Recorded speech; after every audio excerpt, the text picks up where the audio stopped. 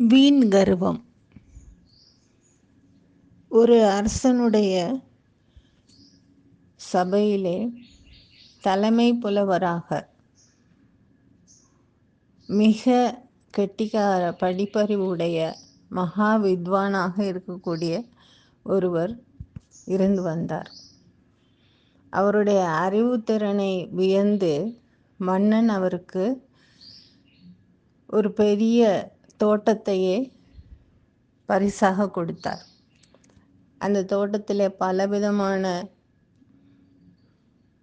மலர்கள், காய்கள், பழங்கள், இப்படி எல்லா பொருள்களும் விளைந்து மிகச் செழிப்பாக இருந்தது.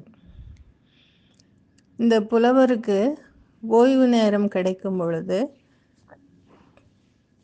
அந்த தோட்டத்துக்குள்ளே சென்று நிம்மதியாக உலாவி விட்டு வருவார்.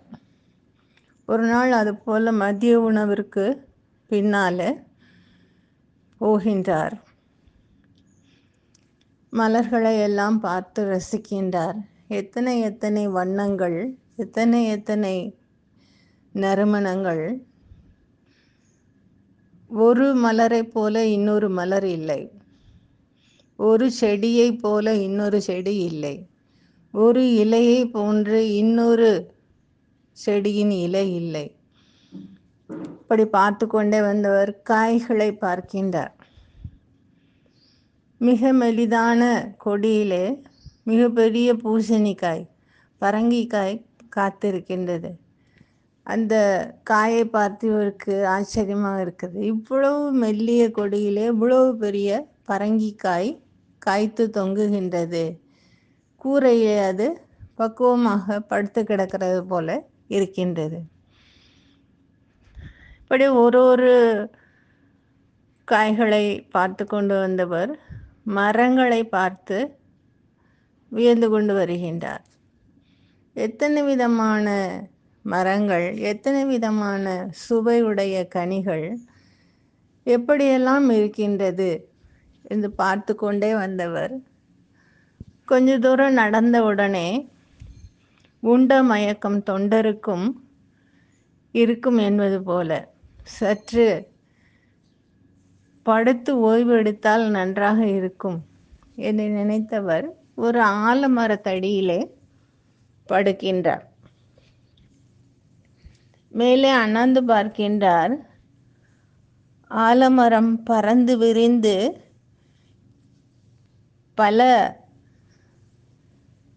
சதுர அடி அளவிற்கு நிழல் கொடுத்து கொண்டிருக்கின்றது.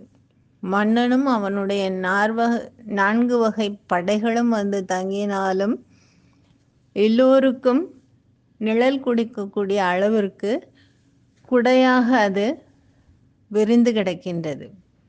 ஆனால் அதனுடைய பழங்கள் மிக மிகச் சிறிய பழங்கள்.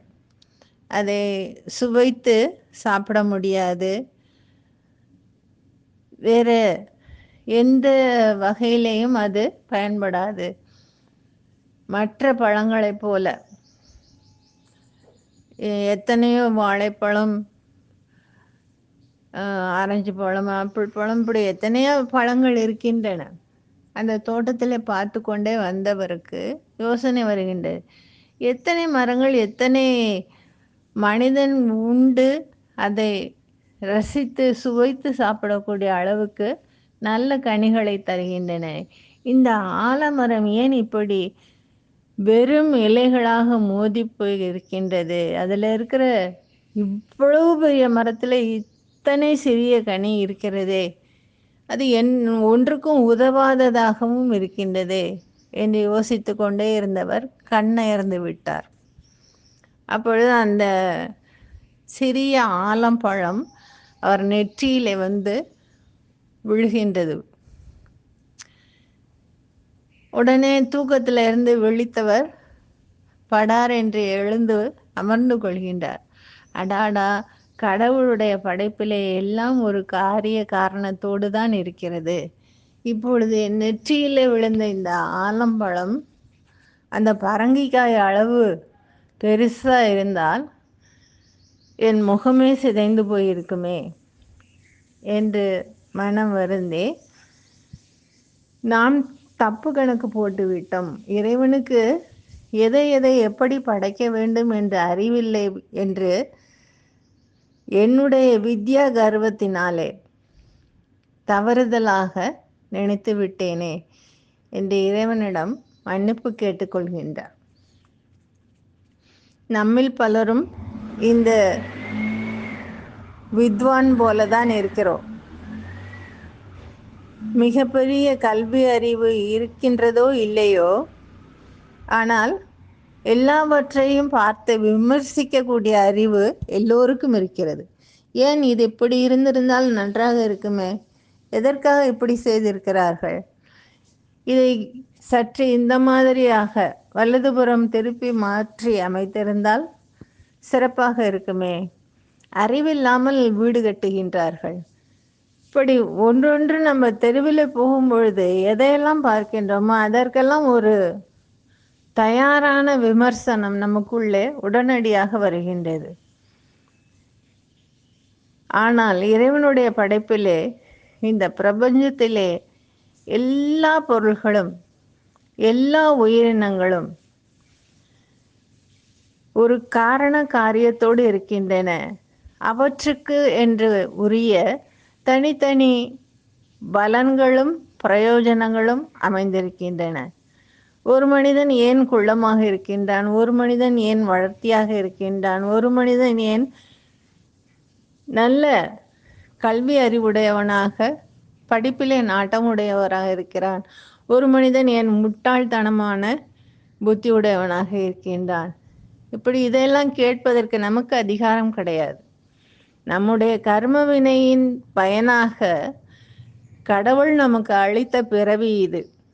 இந்த பிறவியில் இருந்து எல்லா விதமான தடை கற்களையும் தாண்டி இறைவன் என்ற அந்த இலக்கை நோக்கி நாம் விரைந்து செல்ல வேண்டுமே தவிர,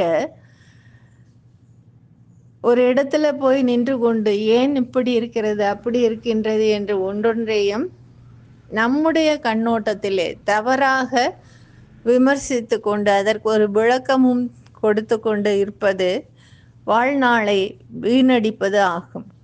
அந்த தவறை நாம் செய்யாமல் வாழ்நாளை இறைவனை மட்டுமே நோக்கி செல்வதற்கு, அவருடைய இருப்பிடத்தை நோக்கி விரைந்து செல்வதற்கான வழியை மட்டும் பின்பற்றி செல்வோமாக. நன்றி, வணக்கம்.